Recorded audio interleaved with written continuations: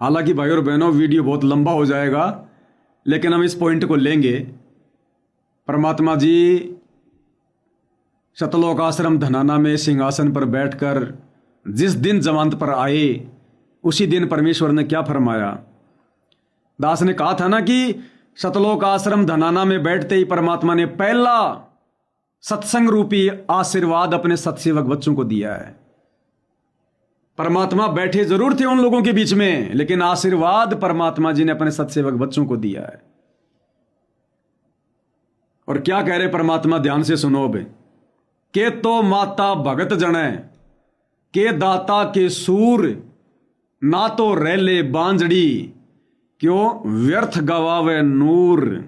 उन आश्रम वालों को नहीं कह रहे परमात्मा, सुनिए। कहता माता भगत जने या दान दाता या सूर, ना तेरे ले बांझड़ी क्यों व्यर्थ गवावे दूर।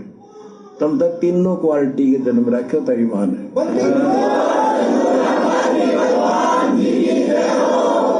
सत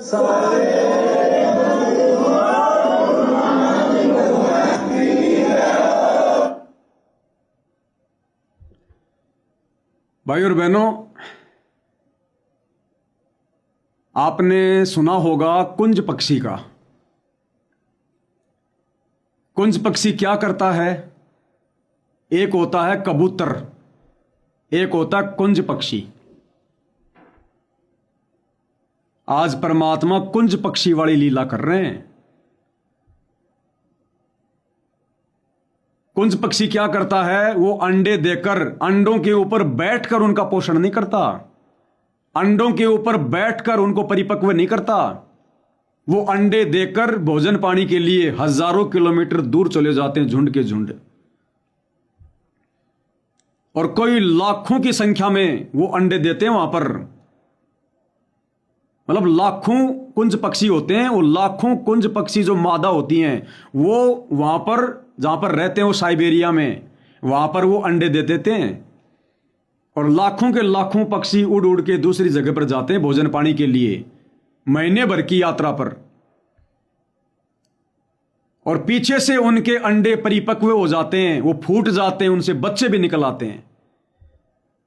वो मादा पक्षी अंडों के, वो मादा कुंज अंडों के ऊपर बैठकर उनका पोषण नहीं करती, उनको परिपक्व नहीं करती। कुरल कुरल की आवाज से, अपनी सुरती से उड़ रही है, जा कहीं और रही है, वहां खा रही है, लेकिन हमेशा कुरल कुरल करती रहती है। एक एक पल भी नहीं रुकती, वो कुरल कुरल अपनी अंतरात्मा की आवाज से अपने उन अंडों को पोष रही है, परिपक्व कर रही है। उससे वो अंडे परिपक्व हो रहे हैं और वो फूट भी जाते हैं, उनसे बच्चे भी निकल जाते हैं। और जब वो कुंज पक्षी वापस जाती है तो बच्चे बड़े बड़े हो जाते हैं, और वो बच्चे आपस में घूमते हैं, फिरते हैं, मिलते हैं। और वो प्रत्येक मादा कुंज अपने अपने बच्चे को पहचान लेती है, अपनी वो कशक से। वो बच्चे तुरंत अपनी मां के पास आ जाते हैं, वो मां तुरंत अपने अपने बच्चों के पास जाती है। जरा भी भूल नहीं होती। ये गॉड गिफ्ट है परमात्मा की तरफ से। आज पूज्य गुरुदेव भगवान, आप और हम सत्सेवक भाई बहनों को, हम अंडों को परमेश्वर कुंज पक्षी की तरह अपने शब्द से पोष रहे हैं। आप और हमारे से सैकड़ों किलोमीटर दूर बैठकर, हिसार जेल में बैठकर पोषा, और अब सतलोक आश्रम धनाना में बैठकर अपने शब्द से पोष रहे हैं। अपने आशीर्वाद से, अपने सत्संग से परमात्मा हमें पोष रहे हैं। क्योंकि हम छोटे मोटे अंडे नहीं हैं, हम उत्तम क्वालिटी के अंडे हैं। कुंज पक्षी के अलावा, जहां तक मुझ पवनदास की नॉलेज है, अब ये मत कहना अगर कोई और अंडा हो ऐसा तो कोई कहते पवनदास तू तो कह रहा था कि कुंज पक्षी का ही होता है। मेरी बातों को सीरियस बहुत लेने लग गए भगत। मेरी बातों को समझो, भाव क्या है वो समझो, पकड़ के मत बैठो। मैं भगवान नहीं हूं जो तुम एक एक शब्द सही बताऊंगा। आइडिया लगा रहा हूं, और ये आइडिया फेल हो जाए तो किसी का कोई नुकसान भी नहीं है। कुंज पक्षी के अलावा मुझे नहीं लगता संसार में ऐसा कोई पक्षी होगा जो अपने बच्चों को दूर रहकर और अपनी आवाज से पोसती, अपनी वो कशक से पोसती है। आप और हम सत्सेवक भाई बहन उस क्वालिटी के अंडे हैं, सतगुरु रामपाल जी भगवान के आत्मा बच्चे, जो परमेश्वर हमें दूर बैठकर पोष रहा है, हमें परिपक्व कर रहा है। आप और हम वो हंस आत्माएं हैं, सात संगति से जुड़े भाई बहन, जो परमेश्वर हमें दूर से बैठकर भी पोस रहा है शब्द से। और ये सतलोक आश्रमों से जुड़े भाई बहन, ये उस क्वालिटी के अंडे नहीं हैं, ये उस क्वालिटी के भगत नहीं हैं, ये कबूतर के अंडे हैं। और जो कबूतर होता है वो अंडों को उनके ऊपर बैठकर पोसता है। कबूतर अपने अंडे से दूर होकर गुटर गूं करके नहीं पोसता, खराब हो जाएगा अंडा। चाहे गर्मी हो, चाहे सर्दी हो, चाहे बरसात हो, उस मादा कबूतर ने अंडे के ऊपर बैठना पड़ता है, अपने शरीर की जो है गर्मी देनी पड़ती है, तब जाकर वो कबूतर का अंडा परिपक्व होता है। तो सतलोक आश्रमों से जुड़े हमारे गुरु भाई बहन ये कबूतर के अंडे की तरह हैं, जो गुरुदेव भगवान ने इस हाल जेल में रहते सहते वीडियो कॉल के माध्यम से, ऑडियो के माध्यम से, लेटर के माध्यम से या और किसी माध्यम से, कोई वकील के माध्यम से, गुरु के परिवार के माध्यम से, इस प्रकार से परमात्मा ने इनके ऊपर बैठकर, इनके संपर्क में रहकर परमात्मा ने इनको अभी तक जीवित रखा भक्ति मार्ग पर। अगर परमात्मा उस कबूतर की तरह इन अंडों के ऊपर बैठकर हर पल इनको सहारा देकर अगर इनके साथ में ना रहते तो ये अंडे अब तक फूट चुके होते, सड़ चुके होते। और आप और हम वो कुंज पक्षी के अंडे हैं। आप और हमें परमात्मा ने दूर बैठकर अपने कशक से पोषा है, अपने शब्द से पाला है परमात्मा ने।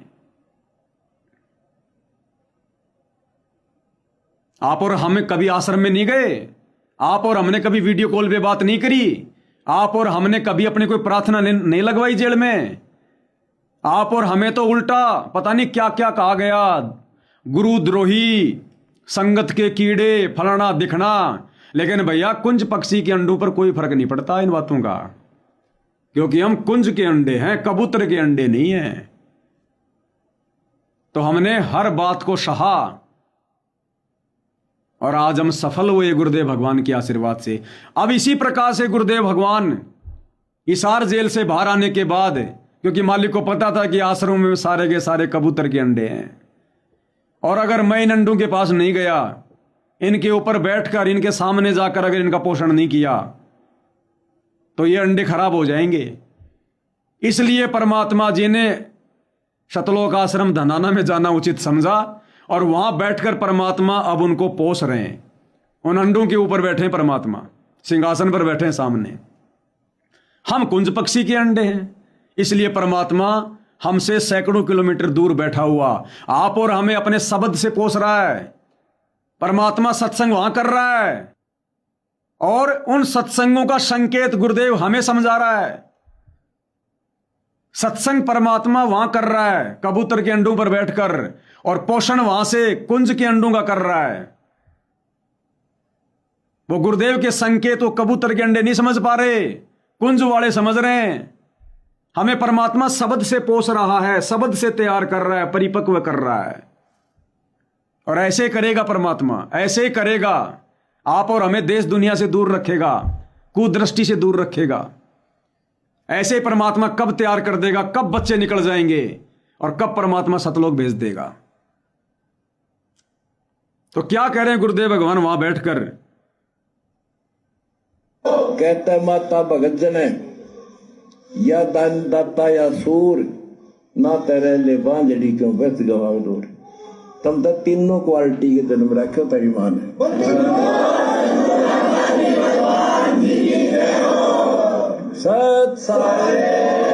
क्या कह रहे हैं परमात्मा? अब समझ गए होंगे आप ये संकेत।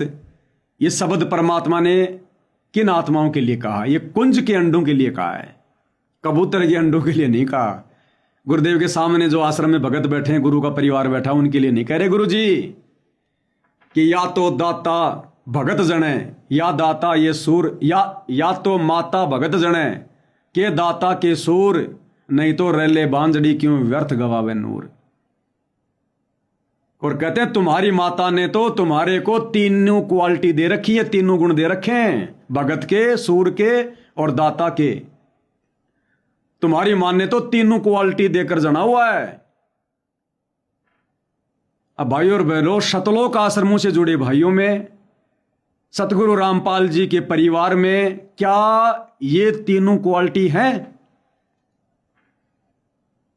या तो माता भगत जने, क्या वो भगत हैं? देख लिया वो आपने मर्यादाओं की किस प्रकार से धज्जियां उड़ाई जाती हैं। भगत की क्या परिभाषा है? भगत शब्द जुड़ा होता है भगवान के साथ में, और शिष्य शब्द जुड़ा होता है गुरु के साथ में। गुरु का शिष्य और भगवान का भगत। तो कहते हैं या तो माता भगत जने, क्या इन्होंने अपने गुरु जी को भगवान मान लिया? भगत के साथ में भगवान शब्द जुड़ा है। क्या इन आश्रम वालों ने अपने गुरु जी को भगवान मान लिया? ये तो अभी भी दाढ़ी मूंछ वाली कबीर की फोटो लगा के रखे हैं। आते ही संत रामपाल जी को दंडवत करवा दिया दाढ़ी मूंछ वाली फोटो के आगे और दादा गुरु जी की फोटो के आगे। गुरु जी ने नहीं कहा था कि ये फोटो लगा दो, इन्होंने पहले से फोटो लगा के रखी गुरु जी को दंडवत करवाने के लिए। क्या इन्होंने अपने भगवान को पहचान लिया? क्या ये भगत हैं? अगर भगत होते तो भगवान को पहचान जाते, और अगर इनको भगवान की पहचान हो जाती तो इन आश्रमों में अब की बार दाढ़ी मूंछ वाली फोटो नहीं होती, दादा गुरु जी की फोटो, गरीबदास जी की फोटो नहीं होती। ये तो कबीर को भगवान मान रहे हैं, दाढ़ी मूंछ वाले को। अभी जून के महीने में प्रगट दिवस मनाएंगे, सारी फोटोएं लगी हुई हैं, दंडवत पे सारी फोटो लगी हुई हैं। तो ये भगत कहां है? इन्होंने भगवान को पहचाना नहीं ना। ये गुरु के शिष्य, नाम लेने से कोई शिष्य थोड़ी बन जाता है। शिष्य वो होता है जो गुरु की शिक्षाओं पे चले। इन्होंने तो गुरु की एक भी शिक्षा पे अमल नहीं किया। गुरु तो खुद इनको कह रहा कि अच्छे इंसान तो जगत में भी ऐसा नहीं करते जैसा तुम भगत कर रहे हो। तो बताओ ये कहां गुरु जी की शिक्षाओं पर चले? सारी तो मर्यादा तोड़ दी, राजनीति तक इन्होंने कर दी। परशुराम, अयोध्या, ये दिन रात दास आपको गिनाता है कितने इन्होंने अपने कर्म बिगाड़ लिए। क्या इन्होंने अपना शिष्य धर्म निभाया? क्या ये भगत हैं असल में? असल में भगत कौन? सात संगति से जुड़े भाई बहन, जिन्होंने सरेआम डंके की चोट पर दाढ़ी मूंछ वाले कबीर की फोटो को फाड़ दिया कि this is not Kabir, Kabir is only our guruji, केवल हमारे गुरुजी भगवान है। तो असल में भगत कौन? जिन्होंने भगवान को पहचान लिया। और शिष्य कौन असल में? हम सात संगति से जुड़े भाई बहन। अभिमान नहीं कर रहे, सच्चाई बता रहे हैं। शिष्य की भूमिका भी असल में उनकी गैर हाजिरी में हमने निभाई है। उनकी शिक्षाओं पर चलकर, उनकी मर्यादाओं पर चलकर, उनके वचन पर चलकर, उनके द्वारा दिखाए गए रास्ते पर संघर्ष करते हुए सत्य पर अडिग रहकर शिक्षाओं पर भी हम चले। तो वहां बैठकर परमात्मा कबूतर के अंडों पर बैठकर कुंज के अंडों को पोस रहे हैं परमात्मा। उनको परमात्मा खुश कर रहे हैं और खुराक हमें दे रहे हैं कि मेरे बच्चे समझ जाएंगे मैं कहां और किसके लिए क्या बोल रहा हूं। उन्होंने ना तो शिष्य की भूमिका निभाई ढंग से 11 साल में, ना भगत की भूमिका निभाई 11 साल में। तो या तो माता भगत जन है, या दाता या सूर। दाता कौन? जो दान करता है। अब सबसे बड़ा दान भी भाई और बहनों आप और हमने किया। दान केवल पैसे का नहीं होता है, दान केवल खून का ही नहीं होता है। सबसे बड़ा दान आप और हम भगत भाई बहनों ने किया है। अपनी बुराइयों का दान, विषय विकारों का दान, काम क्रोध लोभ मोह अहंकार का दान अपने गुरुदेव के चरणों में किया है। यह है सबसे बड़ा दान। यह आध्यात्मिक मार्ग है, इसको सूक्ष्म तरीके से समझा जाएगा। पैसे वाला दान नहीं। साधु भूखा भाव का, धन का भूखा नहीं। जो कोई धन का भूखा साधु भी नहीं। हम पैसे देकर संत को खरीद नहीं सकते। हम संत को खरीद सकते अपना मन देकर, मन जीती बनकर, जीवित मरकर हम संत को खरीद सकते हैं। संत को खरीदने का मतलब संत हमारा मुरीद हो जाएगा, संत हमारे पर मेहर बख्शेगा कि जैसा मैंने चाहा वैसा ये आत्मा बन गई है। तो सबसे बड़ा दान, सबसे बड़े दाता संगत में, भक्तों में आप और हम सत्सेवक भाई बहन। इन 11 वर्षों में हमने अपने विषय विकारों का दान किया। इन 11 वर्षों में हमने बुराइयों का दान किया। इन 11 वर्षों में हमने लोकलाज का दान किया। इन 11 वर्षों में हमने मन की चंचलता का दान किया, मन की चंचलता का दान। वरना इच्छा तो हमारी भी हो सकती थी राजनीति करने की, परशुराम की जयंती में जाने की, स्टेडियम बनवाने की, आश्रम में लड्डू जलेबी खाने की, घूमने फिरने की, प्रधानमंत्री की रैली में जाकर प्रधानमंत्री को देखने की। ये मन की चंचलता ही तो है। हमने दान किया अपने गुरुदेव के चरणों में। इन्होंने तो भक्ति विधान अनुसार भी दान नहीं किया। दान हमेशा सुपात्र को दिया जाता है, इन्होंने तो गुरु के परिवार को, कुपात्रों को दिया। ये कहां से दातार हो गए? परमात्मा तो कहते हैं कि द्रव्य में ज्ञान की अपेक्षा ज्ञान यज्ञ सर्वश्रेष्ठ है। द्रव्य में यानी दान करना आंख बंद करके, कहते हैं उसकी बजाय पहले ज्ञान को अच्छे से समझ लो, उसके बाद दान करो। कहां करना है, तब दान सफल होगा। इन्होंने तो गीता जी के विधान को तोड़ दिया, उल्टा कुपात्रों को दान देके। सुपात्र केवल हमारे गुरु जी, गुरु का परिवार सुपात्र है क्या? दुनिया भर की मर्यादा तोड़ के बैठे ये लोग सुपात्र हैं। वो असल में दाता कौन? विषय विकारों का दान करके, बुराइयों का दान करके, जीवित मर के, मन की चंचलता को मार के, ये सबसे बड़ा दान आप और भगत भाई बहनों ने किया है। और अगर पैसे का भी दान है तो साथ संगति में जब जब आवश्यकता पड़ी तब तब भाई बहनों ने आर्थिक सहयोग करके सबसे बड़ा दान किया। सबसे बड़ा दान, जिससे हमारी ये व्यवस्था लाइव आने की, घूमने फिरने की, गाड़ी घोड़ों की, हर प्रकार की आवश्यकता परमात्मा ने पूरी करवाई। वो दान आपका सफल हुआ। भले किसी ने 1 रुपये दिया, भले किसी ने 5 रुपया दिया, असल में वो दान भी आप भाई बहनों का सफल हुआ।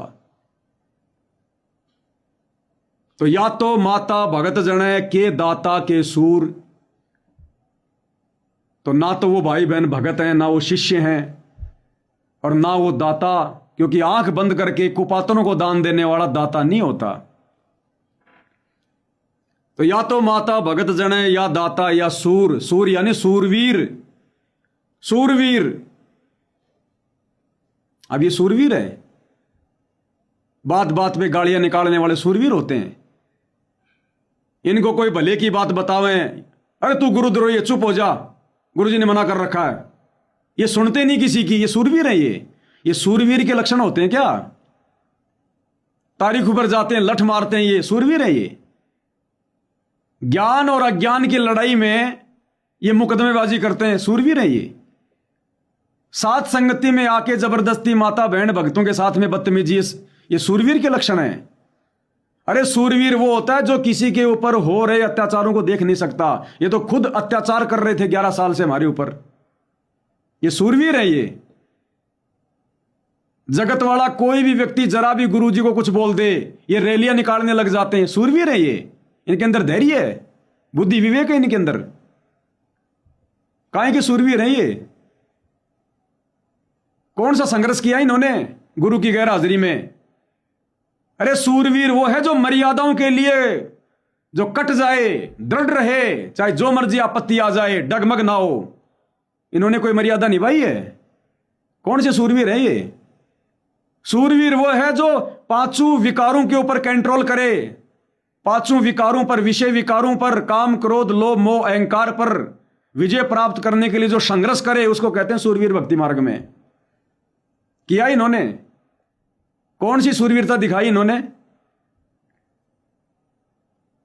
तो परमेश्वरीय संकेत कहां कर रहे हैं कि या तो माता भगत जने, या दाता, या सूर, नहीं तो रैले बांझड़ी क्यों व्यर्थ गवावे नूर। और ये तीनों क्वालिटी परमात्मा कह रहे हैं तुम्हारी माता ने तुम्हारे अंदर ठोक ठोक के भरी हुई है। ये संकेत परमात्मा साध संगति से जुड़ी आत्माओं के लिए कह रहे हैं। तब कहीं जाकर हम ये जंग जीते हैं, इस मिशन में, इस परीक्षा में पास हुए हैं। तुम्हारी माता ने तीनों क्वालिटी भर रखी है। तीनों क्वालिटी ने तीनों गुण, भगत के गुण, दाता के गुण, सूरवीर के गुण। आश्रम वाले खुश हो रहे हैं। अरे तुम्हारे अंदर भी तीनों क्वालिटी हैं। गुरुजी जो कह रहे हैं वो गलत नहीं कह रहे,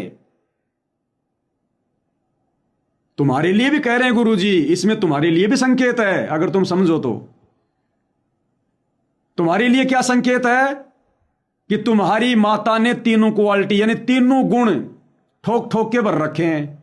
हाँ, तो तुम्हारी माता ने भी तुम्हारे अंदर तीनों गुण ठोक ठोक के भर रखे हैं, रजोगुण, शतोगुण और तमोगुण। ये तीनों क्वालिटी, तीनों गुण आश्रम वालों में ठोक ठोक के भरे हैं उनकी माताओं ने। इसलिए परमात्मा कह रहे हैं, या तो माता भगत जन है, या दाता या सूर, नहीं तो रेले बांजड़ी क्यों व्यर्थ गवावे नूर। और कह रहे हैं तीनों क्वालिटी के भगत हो, तुम्हारी माता ने ठोक ठोक के भर रखे हैं। तो भैया रजोगुण, शतोगुण और तमोगुण तुम आश्रम वालों की माताओं ने ठोक ठोक के भर रखे हैं, ठोक ठोक के। तभी तो गुरुजी कह रहे हैं विशेष संदेश में कि मेरे पास में कुछ ऐसी भी शिकायत आई है कि माता बहनों के पास में गलत गलत मैसेज भी भेजते हैं। तो गुण तो तुम्हारी माताओं ने भी भर रखे हैं, गुण हमारी माताओं ने भी भरे हैं। कौन माता? हमारी माता हमारे सतगुरु रामपाल जी भगवान, तुम्हारी माता तुम्हारी सांसारिक माताएं, तुम्हारी माता गुरु का परिवार। क्योंकि 11 साल से तुम लोगों ने आंख बंद करके और किन लोगों के आदेशों की पालना की, किन लोगों के कारण चले भेड़ चाल में? गुरु जी के परिवार के पीछे। तो तुम्हारी माता कौन? गुरु जी का परिवार। और गुरु जी के परिवार ने तुम्हारे अंदर रजोगुण, तमोगुण, शतोगुण ठोक ठोक के भर दिया। हम सत्सेवकों की माता कौन? सतगुरु रामपाल जी। हमने अपनी माता को देखकर आगे चलना शुरू किया। हमारी माता निर्विकार है, निर्विषम है, निर्लेप है। तो हमारी माता ने हमारे को तीनों क्वालिटियों से भर दिया। सच्चा भगत भी बना दिया, सच्चा दाता भी बना दिया और सच्चा शूरवीर भी बना दिया। तभी तो आज हम परमात्मा के यथार्थ मिशन साध संगति में खड़े हैं। बीज रूप में छाट दिया परमात्मा ने धो मांझ के। इसलिए कह रहे हैं भाइयों और बहनों, ये विशेष संदेश हैं, ये विशेष संदेश ही समझ लेना आप। जेल वाले विशेष संदेशों से भी ज्यादा गहरा अर्थ है इनका। क्योंकि परमात्मा को पता है कि मैं बैठूंगा सतलोक आश्रम धनाना में, तो साध संगति से जुड़े बच्चों के पास में खुराक कैसे जाएगी, उनको कैसे पता चलेगा? तो परमात्मा बैठे कहां हैं और संकेत कहां कर रहे हैं? क्या कहा था परमात्मा ने गरीबदास जी का वाणी का हवाला देकर कि बंदी छोड़ कथा क्या कह रहे हैं और उस कथा के माध्यम से समझा कोई और बात रहे हैं। बंदी छोड़ कथा क्या सुना रहे हैं और उस कथा के माध्यम से समझा कोई और बात रहे हैं। तो गुरुजी सतलोक आश्रम धनाना में बैठकर कबूतर के अंडों पर बैठकर कथा कोई और सुना रहे हैं और उस कथा के माध्यम से अपने सत्सेवक बच्चों को समझा कोई और बात रहे हैं। तत्व भेद एक न्यारा रे साधो भाई, तत्व भेद एक न्यारा, समझेगा कोई गुरुमुख प्यारा, तत्व भेद एक न्यारा। कहता माता भगत जन है, या दान दाता या सूर, ना तेरे ले बांझड़ी क्यों व्यर्थ गवावे दूर। तुम तो तीनों क्वालिटी के जन्म रखे हो, तेरी मान है।